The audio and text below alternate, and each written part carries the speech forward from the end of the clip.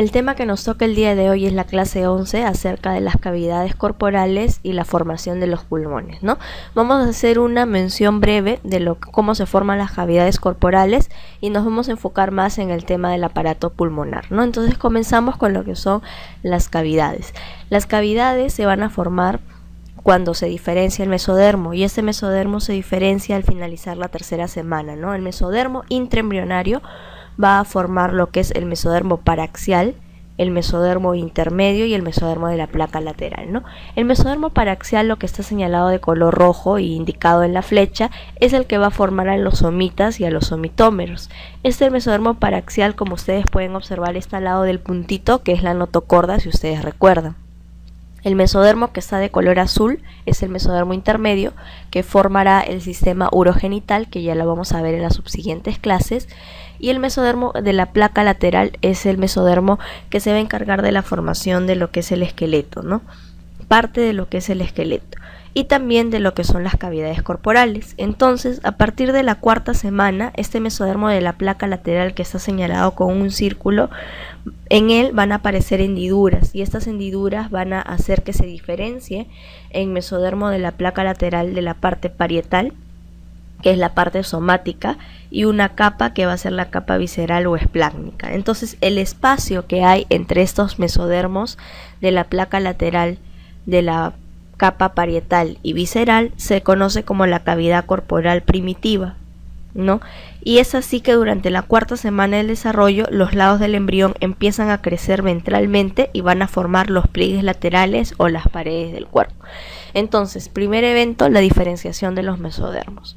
Acá nosotros tenemos ya un embrión en el cual indica todas las partes, ¿no? La que está de color azul o celeste, el ectodermo, el mesodermo de color rojo y el endodermo de color amarillo, ¿no? Este proceso de la formación de las tres capas, como habíamos visto, se denominaba la gastrulación, ¿no? Entonces, ya comenzando la cuarta semana, comienza el plegamiento. El primer plegamiento que va a haber es el plegamiento cefalocaudal, es decir, desde la región de la cabeza hacia la región caudal, ¿no? O la región de la cloaca. En este periodo también nosotros vamos a ver de que con él se va a plegar lo que es la cavidad cardíaca y lo que es el tubo neural, ¿no? Entonces, este plegamiento cefalocaudal sirve para que todo el embrión se pliegue y tome la posición fetal. Y con ello, el saco vitelino o Holzsack es el que también disminuye de tamaño y se va entrando hacia lo que es el endodermo, que finalmente va a formar el intestino primitivo. Tenemos el plegamiento cefalocaudal, ¿no? Que sigue avanzando y hace que el espacio o la comunicación que hay entre el endodermo y el saco vitelino sea cada vez menor hasta formar el conducto vitelino o el conducto onfalo-mesentérico, ¿no? Así como existe un plegamiento cefalocaudal, también existe un plegamiento laterolateral, ¿no? Y este plegamiento también es importante para que las estructuras que se van formando ingresen hacia la cavidad embrionaria. Ahí tenemos un embrión de 4 semanas, ¿no? En un microscopio electrónico de barrido, en donde más o menos se observa el plegamiento cefalocaudal. En un embrión de 5 semanas, ahí estamos viendo por el microscopio electrónico de barrido, ya salen las placodas, tanto de las yemas, de las extremidades superiores, inferiores, vemos los arcos faringios, ¿no? Y vemos que ya va tomando la postura, ¿no? Que adquiere el embrión cuando está en etapas más avanzadas del desarrollo. Ahí vemos un celoma intraembrionario producto de estos plegamientos. Entonces, los plegamientos que quiero que tengan en claro son dos tipos, ¿no? El cefalocaudal y el laterolateral. Todo ello hace que finalmente se formen distintas cavidades, ¿no? Se van a formar 3 cavidades principales, lo que es la cavidad peritoneal, que va a alojar el sistema digestivo, la cavidad pericárdica, que aloja lo que es el corazón, y la cavidad pleural, que aloja los pulmones. Entonces, acá vamos a ver el mesenterio dorsal, que es una estructura que está formada por doble peritoneo, y el peritoneo es una capa grasa que va a envolver a todas las vísceras abdominales. Y este mesenterio dorsal es muy importante porque por allí van a transcurrir todo lo que son los vasos sanguíneos, los vasos linfáticos, y va a llegar la nutrición a los distintos órganos de la cavidad abdominal, ¿no? Entonces ahí nosotros vamos a ver la formación del mesenterio dorsal, que está tapizando todos los órganos del abdomen, y más o menos estos los conectan con las paredes del cuerpo o entre ellos, ¿no? Como habíamos visto en el sistema digestivo. Ahí también para ver la posición de las vísceras, ¿no? De la cavidad abdominal, si son de posición retroperitoneal, como lo que son los riñones, el duodeno, excepto en la parte del bulbo duodenal, ¿no? El páncreas. Si son intraperitoneales, que son propiamente de la cavidad abdominal, o retroperitoneales, ¿no? Como habíamos visto el riñón. La formación de las cavidades pleuroperitoneales también se forma en este proceso de formación de las cavidades del cuerpo, y ahí, como les menciono, la cavidad pericárdica es para el corazón y la cavidad pleural es para los pulmones, ¿no? Entonces toda esta serie de cavidades se forma gracias al mesodermo de la placa lateral, ¿no? Cuando aparecen las hendiduras que separan lo que es el mesodermo de la capa parietal del visceral, entre ambas estructuras se forma la cavidad primitiva, y a través de los pliegues cefalocaudal y laterolateral es que se va a dar todo este proceso de la formación de las tres grandes cavidades: pericárdica, pleural y peritoneal, ¿no? Pericárdica, corazón; pleural, pulmones; y peritoneal, el peritoneo que rodea a los aparatos abdominales o a los órganos abdominales, ¿no? Ahí también vamos a ver ya las diferentes estructuras, ¿no? Las fibras pericárdicas, la serosa, ¿no? La cavidad pericárdica definitiva que aloja al corazón, y el nervio frénico, ¿no? Que transcurre a nivel de lo que es el diafragma, ¿no? Los pulmones con sus cavidades pleurales. Entonces, ¿qué es lo que sucede si es que no se da una buena regulación o hay defectos de la pared corporal ventral? Tanto en el tórax, en el abdomen como en la pelvis se van a afectar tres estructuras: el corazón, los órganos abdominales y los órganos pélvicos. Cada una de ellas tiene nombre propio: la ectopía cardíaca, ¿no? También lo que ahí está, ectopía es con C, ¿no? Ectopía cardíaca, la gastrosquisis y la extrofia vesical. La ectopía cardíaca entonces es una condición en la cual el corazón sale fuera de la cavidad pericárdica, justamente porque esta cavidad pericárdica no se logró cerrar, entonces expone el corazón hacia el exterior. La gastrosquisis, lo mismo, cuando la pared ventral del abdomen no logra cerrarse de manera correcta, entonces las vísceras abdominales protuyen al lado del cordón umbilical, generalmente es al lado derecho. Este es más frecuente en madres delgadas, en menores de 20 años, en madres que consumen cocaína, ¿no? Las cocainómanas, y no está asociado a alteraciones cromosómicas, ¿no? En la clase de digestivo les dije que hay que diferenciar bien lo que es la gastrosquisis del onfalocele, ¿no? Porque el onfalocele es cuando la hernia umbilical fisiológica no logra retornar en la semana 10 a la cavidad abdominal, ¿no? Entonces la gastrosquisis no tiene nada que ver con eso, simplemente es la salida, la exposición de las vísceras abdominales a través de lo que es la pared ventral del cuerpo, es decir, hacia el lado derecho del conducto vitelino, ¿no? Y estas vísceras no están cubiertas de lo que es el saco vitelino, entonces se tienen una exposición más severa a lo que es el líquido amniótico, hasta necrosar el tejido.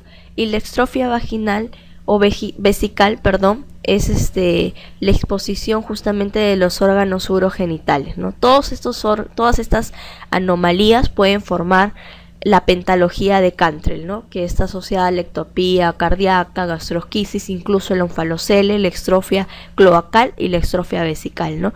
Que es un conjunto de defectos de los pliegues de la pared lateral del cuerpo que no logran cerrarse en la línea media, tanto de la región torácica abdominal como en la región urogenital, ¿no? Entonces esa es la aplicación clínica que tienen estas anomalías de la formación de las cavidades corporales. Ahora, para poder hablar del diafragma, para que sea un poco más didáctico, porque si ustedes se dan cuenta estos temas no se tocan mucho, sin embargo es importante conocerlos y tenerlos en cuenta. Entonces vamos a desarrollar esto a través de una serie de preguntas, ¿no? La porción muscular del diafragma, ¿de qué proviene? Somitas lumbares, septum transverso, membranas pleuroperitoneales posterolaterales, tendón central, músculo liso del intestino medio. Somitas lumbares, no. Septum transverso podría ser, ¿no? Cuando les hablé del aparato digestivo, el septum transverso era el que formaba el ligamento falciforme, ¿no? ¿Y qué más formaba? El ligamento falciforme del hígado y se encarga de la formación de los órganos ventrales, ¿no? Entonces, el septum transverso podría ser las membranas pleuroperitoneales posterolaterales. A ustedes no les va a sonar, pero esa es la respuesta. El tendón central del diafragma es una estructura de los adultos, y el músculo liso del intestino medio no tiene nada que ver. Entonces, la respuesta es la C, y la B no es respuesta porque vamos a ver que forma otra estructura del diafragma.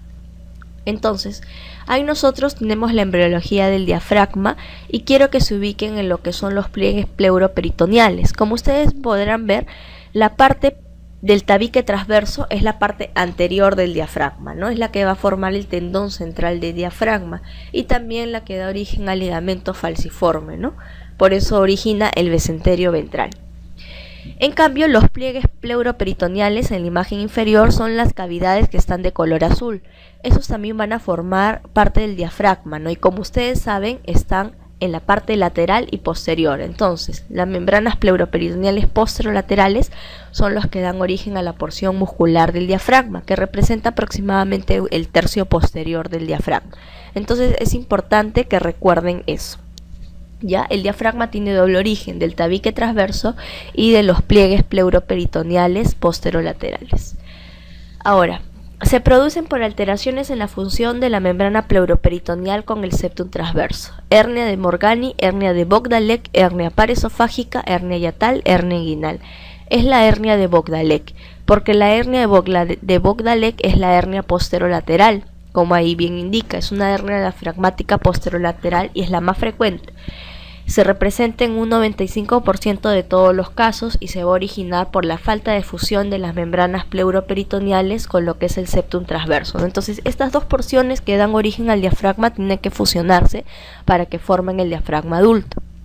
Hacia el lado izquierdo es la más frecuente, no porque es la segunda parte en fusionarse, no es la última región en fusionarse, ¿no? Entonces, más o menos la incidencia es de 1 cada 4.000 a 1 cada 5.000 nacidos vivos, ¿no? Esta hernia de Bogdalek se va a acompañar con hipoplasia pulmonar. Como ustedes están observando en la imagen, al ascender todas las estructuras de la cavidad abdominal, generalmente los intestinos, van a hacer que el pulmón no pueda desarrollarse, entonces se caracteriza por una hipoplasia pulmonar. Esta hipoplasia pulmonar va a hacer que haya una agenesia de pulmón, entonces va a manifestarse por una insuficiencia respiratoria, ¿no? O un síndrome del distrés respiratorio agudo. En la imagen inferior tengo tres estructuras: la hernia de Bogdalek, que está en la parte posterior, posterolateral, y es la más frecuente; la hernia de Morgani, que está en la parte anterior; y la hernia central, que está en la parte central. Entonces, de todas las hernias, la más frecuente es la hernia de Bogdalek. El cuadro clínico más frecuente que presentan los pacientes con hernia de Morgani: insuficiencia respiratoria, cardíaca, insuficiencia hepática, choque u obstrucción intestinal. La respuesta es obstrucción intestinal, porque como es una hernia anterior, va a hacer que por esta hernia protuyan parten de las vísceras abdominales. Entonces lo que sucede es que entre los intestinos, al llegar hacia la parte anterior, se tuerzan entre ellos, ¿no? Lo que se le conoce como la obstrucción o el vólvulo. Entonces, la hernia de Morgani es una hernia más rara, que representa entre el 2 al 3%. Se debe a un defecto del músculo diafragmático, donde se une con el septum transverso cuando se une con el esternón. Acá al lado del esternón queda una zona debilitada por donde normalmente pasan los vasos epigástricos superiores, y es en esas zonas débiles donde se presenta la hernia, ¿no? Y va acompañada de lo que es la obstrucción intestinal. El diafragma se forma entre la semana octava a 12, ¿no? Porque la pared del cuerpo se forma en la cuarta semana, pero el diafragma más o menos va a ir hasta la semana 12, ¿no? En la semana 10 es que se forma el tabique transverso aproximadamente, ¿no? Entonces estamos viendo que todo el sistema del diafragma se va a formar entre la octava y entre las 12 semanas, ¿no? Específicamente en la semana 10. Entonces, con eso acabaríamos lo que era la parte de las cavidades abdominales, y les voy a dar algunos alcances para que esté esta información más completa. El diafragma es una estructura que va a dividir la cavidad corporal en lo que es la cavidad torácica o superior de la cavidad peritoneal o cavidad abdominal inferior.